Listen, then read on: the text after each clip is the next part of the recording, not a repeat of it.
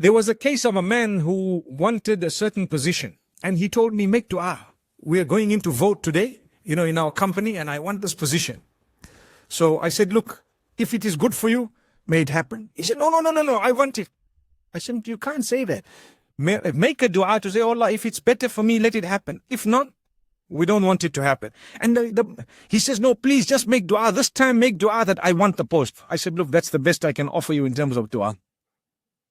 I'm very, very confident. If it's better for you, let it happen. If not, you won't get it. Anyway, the guy got the post.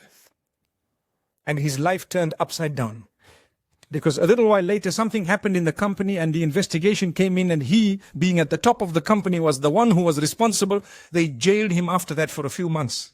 They held him, and wallahi, later on, he came to me and says, I never forget what you told me when you said, if it's better for me, let it happen. This was the worst possible thing.